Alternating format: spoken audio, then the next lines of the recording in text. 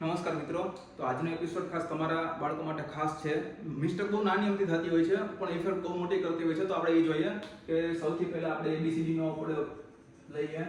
આપણે last time વાત થઈ હતી કે પહેલી ABCD અને બીજી ABCD ના અક્ષર બાળકો જ્યારે પેરેગ્રાફ લખતા હોય સેન્ટેન્સ લખતા ત્યારે વચમાં શું ભૂલ થાય છે તે ભૂલ સુધારવા માટે તમારે કઈ વસ્તુ ધ્યાનમાં રાખવી જોઈએ. ચાલો સમજીએ. તો મિત્રો જુઓ કે અહીંયા આપણે પહેલી ABCD અને બીજી ABCD લખેલી છે. તો પહેલી ABCD છે, આ બીજી ABCD છે.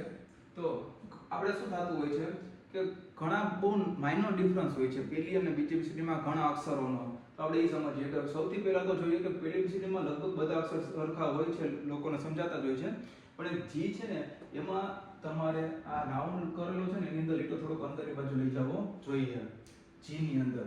બાકી બધું સાચું બરાબર જ ચાલતું હોય છે. બીજી ABCD માં મિસ્ટેક એ થતી હોય છે કે ABCD ની અંદર 7 અક્ષર એવા છે કે જે નોર્મલ લાઈન હોય ને એનાથી ઉપર જતા હોય, અક્ષર થોડાક મોટા થતા હોય બાકી બધા અક્ષર કરતા. મતલબ કે A છે તો એનાથી મોટો B હોય. ક્યાંથી આવી રીતે તો આ B નો લીટો છે ને એ ઉપર જાય, D નો લીટો ઉપર જાય, F ઉપર જાય, G ઉપર જાય. આ રીતે તમે જોવો ને ત્યારે 1 2 3 4 5 6 અને 7. આ અક્ષર એટલા એવા છે કે જે લીટી નોર્મલ અક્ષર કરતા થોડાક મોટા હોય ઉપરની બાજુ, અને 5 અક્ષર એવા છે કે જેના લીટા હંમેશા નીચે જાય, સિંગલ લાઈન હોય, 4 લાઈન હોય, કોઈ પણ હોય.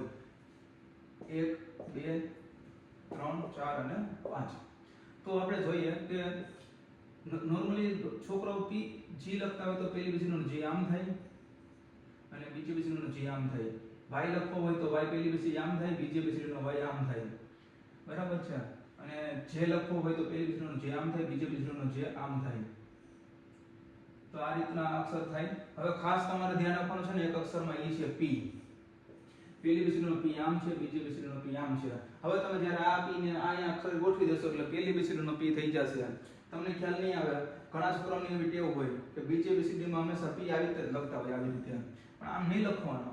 P ને નીચે લઈ જવાનો, લીટો નીચે જવો જોઈએ અને રાઉન્ડ છે તમારે લીટીની ઉપર આવવું જોઈએ. બસ આટલું આવી રીતે કરવાનું છે. આ તમારી કોમન મિસ્ટેક છે. આ મિસ્ટેક તમે જો કરતા હોય તમે જોઈ લેજો. તો આ મિસ્ટેક હવે બીજી વાર ન કરતા. તમે ખાસ સબસ્ક્રાઇબ કરો. 50 સબસ્ક્રાઇબ ક્રોસ થઈ જશે એટલે આપણે લાંબા વિડીયો મૂકશું, પૂરેપૂરા ટોપિક સમજાવી આપશું. અને જેટલા તમે ટોપિક વધારે સારા સમજશો એટલા તમને વધારે નિપુણતા મેળવી શકશો. અને તમારું જો ત્રીજું ચોથું ધોરણ હોય, પાંચમું ધોરણ હશે છતાં તમે 8મા 9મા 10માનું કોઈ પણ ગ્રામર હશે, કોઈ પણ બુક ખોલીને તમે ઇઝીલી એને સોલ્વ કરી શકશો. અમારી ચેલેન્જ છે, પણ તમારે ખાસ એટલું કામ કરવાનું છે અમારા માટે, એક ચેનલને સબસ્ક્રાઇબ કરવાની છે. બાકી તમારી ઇંગ્લિશ શીખવાની જવાબદારી મારી.